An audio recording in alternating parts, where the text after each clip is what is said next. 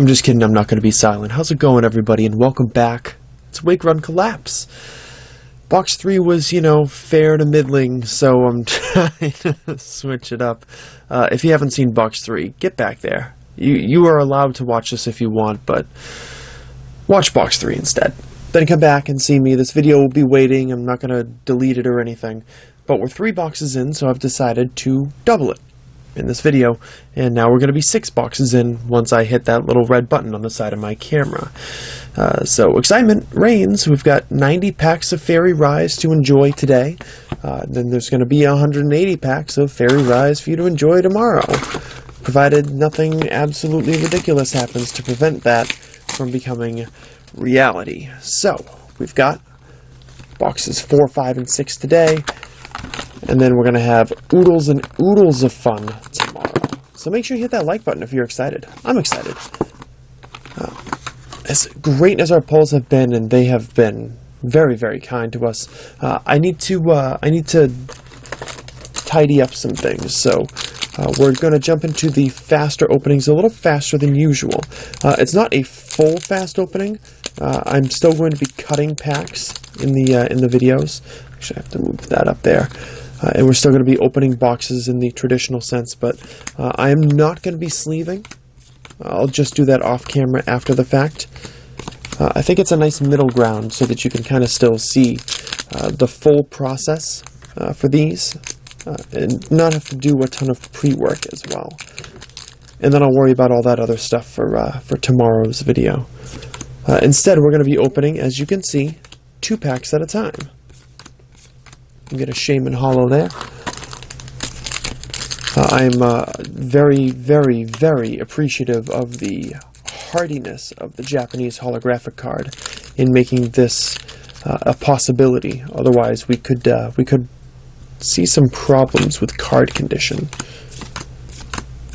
But not here and not today. So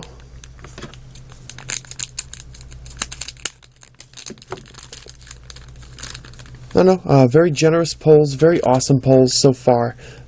Looking more for new cards than anything else. I don't need big moneymaker cards, although this guy does help. I don't need big moneymaker cards at this point. I would like to do what I can to fill out my collection. Every new card that I get from here on out is terrific. Looking for full art supporters, of course, looking for ultra rares, looking for pretty much anything I can get my hands on. And in this video, looking to strike a nice mean between the traditional box opening style and saving a little bit of time in some things that I'm going to work on. So I'm also pretty tired, be upfront and say that. I am pretty tired. It is after 11 p.m. I don't know why I always tell you what time it is. But, it's super dark out, and I've got to work in the morning, but I got this to do, too. It's a nice organic way to rewind after a long day. Yeah. And sometimes when I do it this way, the cards get out of order. If it was not evident to you. I guess I'll just open this single pack. Not even close to getting to the end. Oh, it's a Sigilyph. I opened it the funny way. How does that make you feel? I don't know, I'm definitely trying to avoid the bias towards this particular set based on my personal experiences.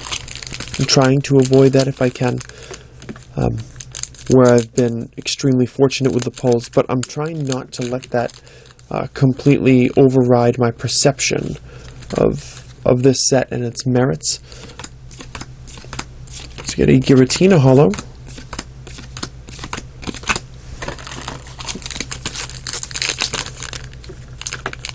So instead, looking forward to some of the things that the channel can bring to the table in our downtime, which I've been doing a pretty poor job of, but am working on. In fact, I hope to have some news next week. And hey, look at that! It's a Sigilyph GX full art, and that's new. It's new to me. Slide right in, 52 out of 50, the super rare version. It's pretty snazzy. I don't mind this one at all. Yeah, that's alright. Card quality's definitely there. Artwork is actually fairly fun, too. I don't know, it's not super basic or anything like that, and it doesn't try to do too much or get super busy. It's just a nice, solid card. Well done with that one.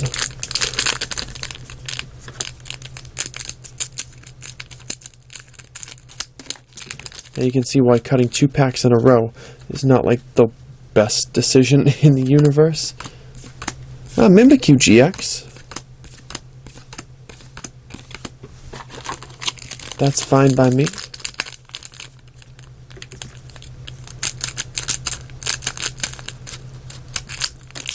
You know what I really should be doing with some of the cards that are much more playable is I should have some sort of system by which I sell them back to a Japanese card shop without getting totally ripped off. I should have considered that a long time ago on Sigilyph GX, but I just didn't go that route. Couldn't really be fussed to do it. So, alas, in the face of profits or conventional wisdom, I continue to play my own game.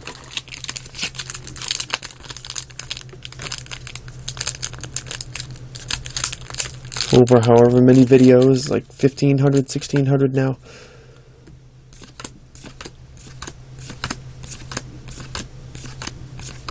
Oh, another, what is that, Life Forest Prism? Is that what that is? I think that's what it is. Continues to be a running theme for me. No background music, no fancy editing, none of that stuff. I found that that probably hurts my ability to find a new audience. Oh, another Gardevoir Hollow. But it's also far more representative of me as a human being. And nothing in the last pack.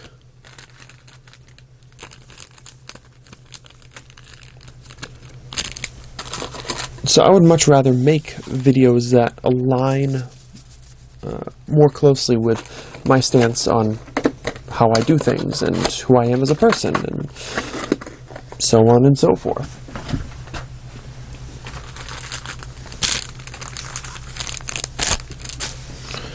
Stretch out a little bit. Oh, that was a fairly unpleasant sound. But we have box number 5 here. Oh no. Look at the camera shake. What am I going to do? That was a very difficult box to open. For no apparent reason either.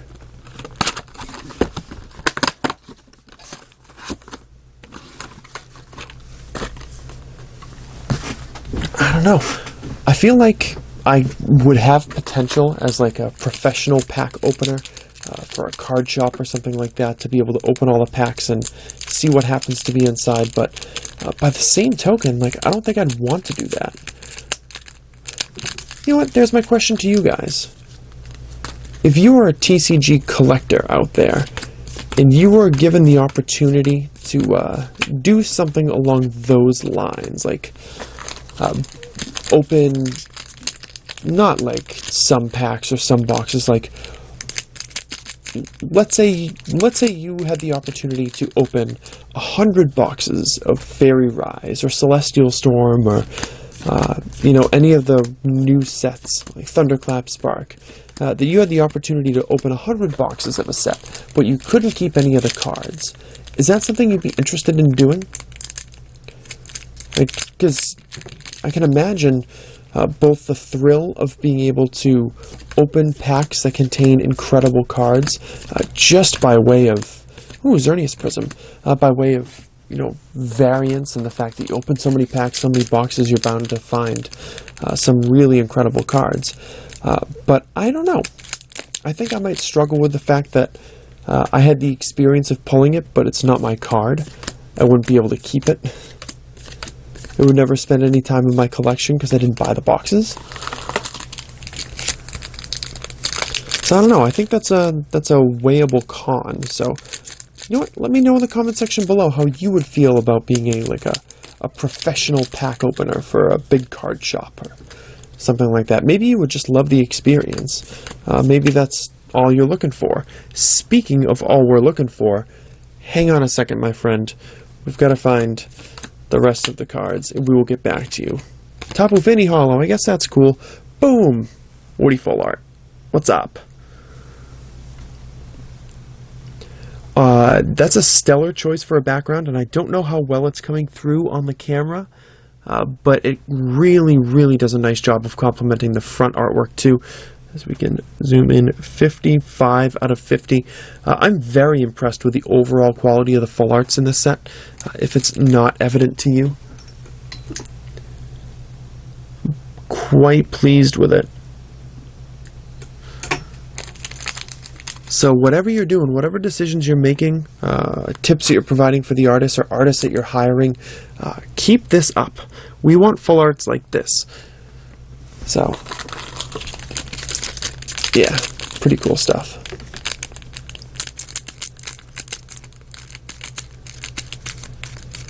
Oh my god, these scissors are wearing down. I mean, I'm struggling too.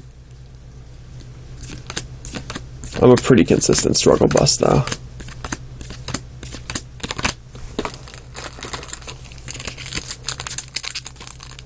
It's pack number 43 and 44. There we go. Yeah, definitely looking forward to having these packs pre-cut in the next video. That's gonna be nice.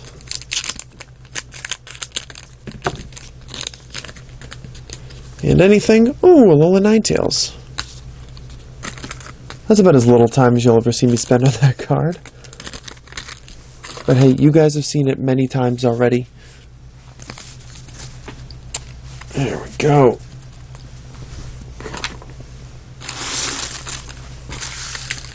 I actually have what I hope is going to be a fairly fun idea for what I'm going to do with my my 180 pack opening that, if all goes well, is going to be posted tomorrow.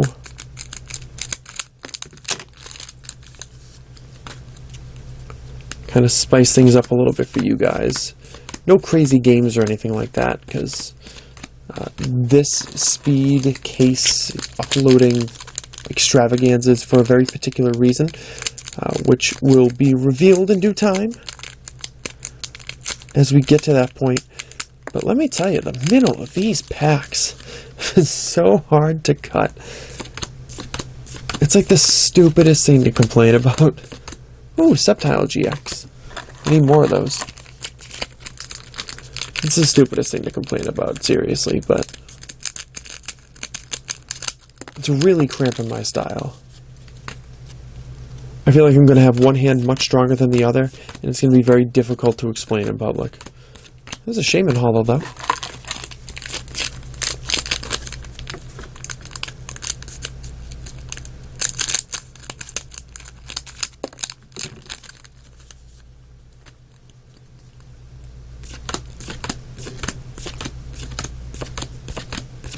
Here's a Tapu Fini Holo. So there is something that I'm going to talk about because it just happens to be on my mind. I saw in my YouTube recommended feed an anime review for Code Geass. What is it, Lelouch the Rebellion? And I've definitely heard about this this anime a few times. And around, I don't know, a year or two ago, I tried watching it. And I enjoyed the episodes individually, and I liked the world building. But after about 5 or 6 episodes, I had to drop it. It was a recommendation from somebody I knew. But I regrettably, even though I enjoyed the show in those little segments, I ended up not being able to carry much interest in it. It's because I felt like Lelouch was perfect.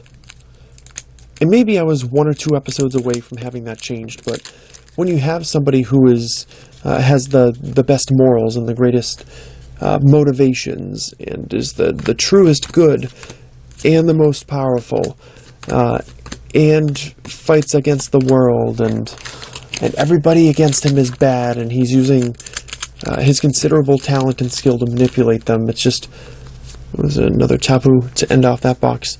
I found myself really struggling to root for him. And I suppose his lack of flaws ends up probably being a flaw at one point or another, but I really wasn't able to connect very well with the anime. With some other stuff, I don't know. Well, a lot of other stuff, actually, I find is a little bit easier to get into, because I think I am more apt to select something of that I know I'm going to enjoy. Oh, that was a lot easier. Because I tend to be pretty selective with any anime that I end up watching.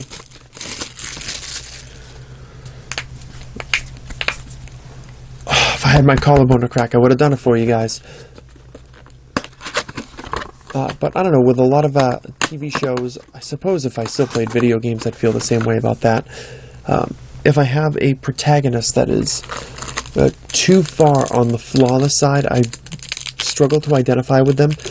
And especially in something like Code Geass, when he's painted to be the good guy the whole way through, from what I saw at least, I don't really have anybody to root for, like in his absence or against him or anything like that. So I don't know. I don't know why I told you that story, but I did.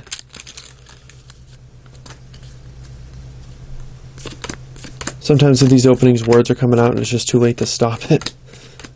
It's like you guys in real life. I'm sure you've experienced that before.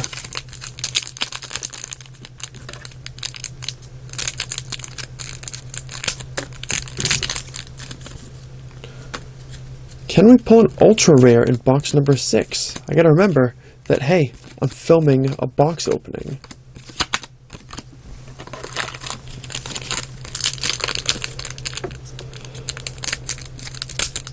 There we go.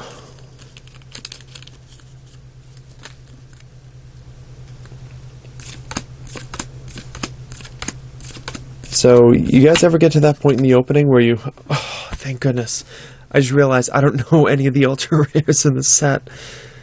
Say, cool, it's a full art Mina, so we got what we wanted. We got double full art supporters. That's terrific. 3 new cards for the set. 56 out of 50. A pretty rad supporter as well. I'm always apt to enjoy the more colorful ones anyways. And this one actually has, like, some roots in reality. Well, not reality, but you know what I mean. This isn't colorful for the sake of being colorful. Like, it's pertinent to the character. So,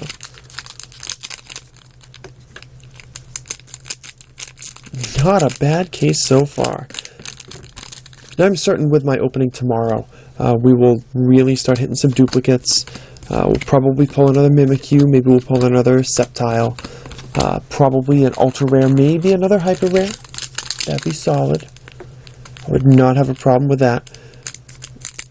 But I know the consistency of the pulls is going to cool off eventually. What do we need? We got the Sigilyph, we got the Sceptile, we have the Alolan Ninetales, both supporters, and a pretty decent hyper rare if I do say so myself. Wait, am I misremembering getting one? I'm misremembering getting one. Yeah, I'm misremembering getting one. I got the Mimikyu. I didn't pull the Sceptile. That's what I get for watching Braish Gaming, I'll tell you.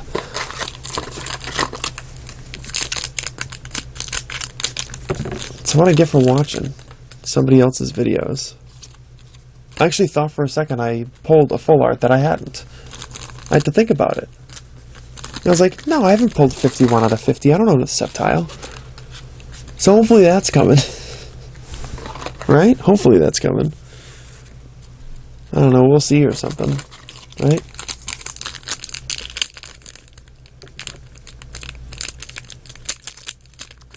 Sometimes my brain completely forgets how to brain. Don't get old, kids.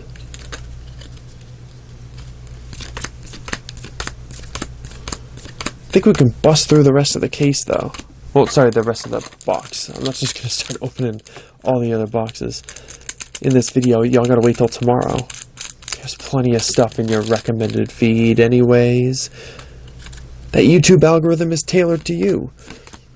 And to show you what it's like to enjoy the difference between $7 ramen and $1,300 ramen. And to let you know what trick shot battle Dude Perfect has posted.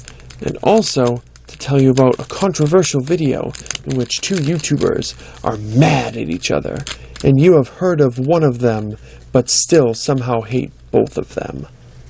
And that is your YouTube recommended videos. And God forbid you click on a music video, because it'll follow you for the next 5 months.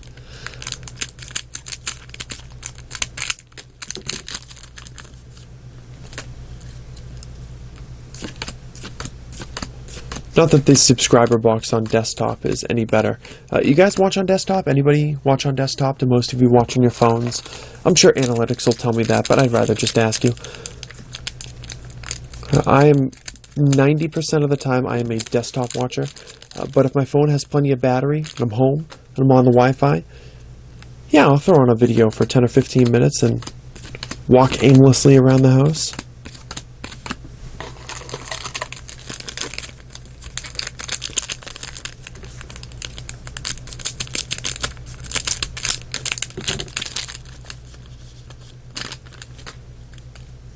The sub box sucks on the desktop. That's what I was getting at. I don't really know what it's like on the phone, because I don't know. But in any event, 3 more boxes of completely irrelevant conversation that somehow you have managed to suffer through. I'm impressed. Well done. A Sigilyph GX. So we close out this final box with the final pack.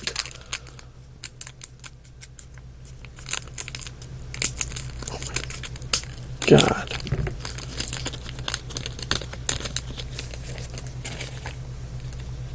Did I chop a card? Yeah, I chopped a card.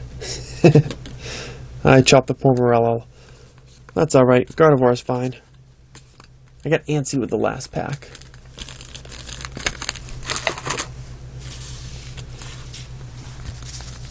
Some of you are driving like Mad Max towards the dislike button because I cut a card, but